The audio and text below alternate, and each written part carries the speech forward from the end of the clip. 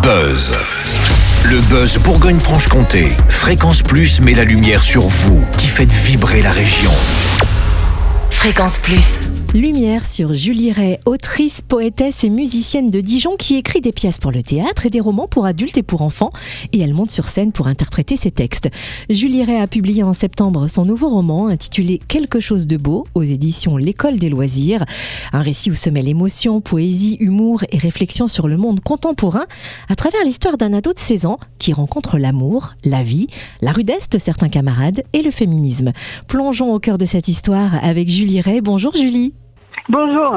Alors, est-ce que vous pouvez nous dévoiler les grandes lignes de cette histoire qui suit Benjamin Prade, un adolescent de 16 ans, un peu livré à lui-même, car ses parents sont peu présents, et pourtant il va risquer, oser, vivre à fond. Tels sont les premiers mots du roman.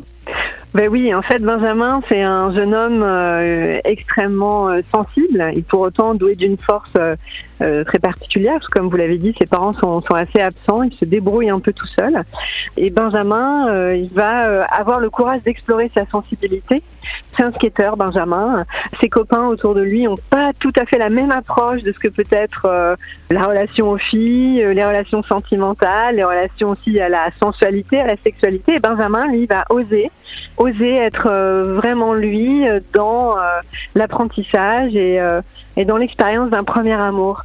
Il va vivre sa première romance, mais il va la vivre à hauteur de ce que son cœur lui indique, en tout cas l'invite à vivre. Et c'est là que se situe son courage, quoi, et de vivre à fond cette histoire sans se préoccuper des codes autour de lui qui ne le correspondent pas et d'être vraiment à l'écoute de qui il est.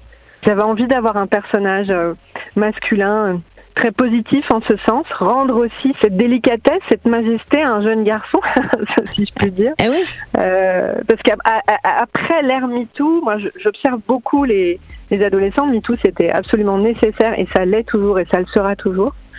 Mais je me suis aperçue aussi que pour certains adolescents, c'est compliqué de se réapproprier le langage amoureux.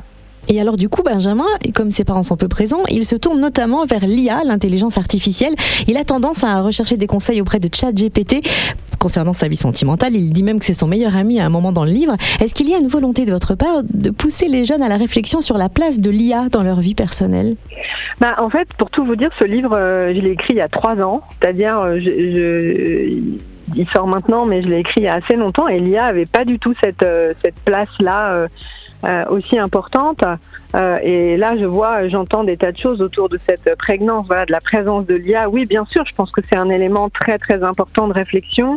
À qui on s'adresse. Le conseil humain dans les histoires de cœur, dans les histoires de vie, dans les histoires de vivant, ne sera jamais remplacé par aucune machine. Et en même temps, ça pose aussi la question de la pudeur, la difficulté à parler de ces questions-là. C'est pas facile d'en parler à ses parents, c'est pas facile d'en parler à ses copains quand nous on se sent très sensible et qu'on a autour des garçons qui sont aussi très sensibles mais qui jouent un autre jeu, un autre code. Donc c'est vrai que c'est aussi une solution entre guillemets de facilité de s'adresser à ChatGPT pour savoir comment séduire une jeune fille. Mais dans le roman, assez vite en fait, il l'écoute mais il garde quand même sa propre sensibilité. Oui. Donc c'était aussi ça, quoi. C'est ce qui était important, oui. Il y a aussi dans ce nouveau roman Quelque chose de beau, des clins d'œil à la poésie, des touches d'humour. Est-ce qu'il a vocation à être étudié à l'école ou on peut se le procurer à titre personnel ?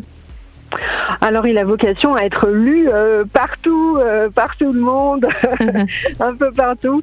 Je sais que les premiers retours que j'ai des libraires ou des chroniqueurs littéraires, certains disent que c'est vraiment une éducation sentimentale contemporaine, que c'est... Moi, je pense que c'est un livre qui peut aussi vraiment soulager les garçons, les filles, dans leur nécessité d'aimer, d'oser être soi et de pas répondre aux injonctions qui les entourent.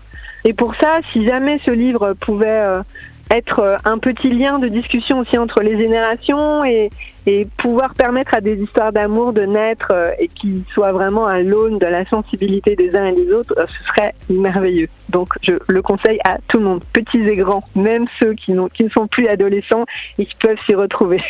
On peut s'y retrouver et on peut retrouver surtout ce roman Quelque chose de beau, paru aux éditions Loisirs, signé Julie Ray dans toutes les librairies de Bourgogne-Franche-Comté. Julie, où est-ce qu'on peut suivre votre actualité par ailleurs ?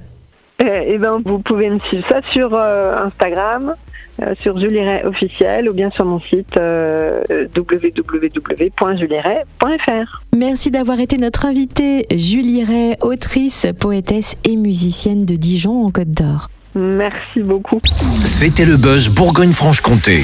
Fréquence Plus met la lumière sur vous, qui faites vibrer la région. Fréquence Plus.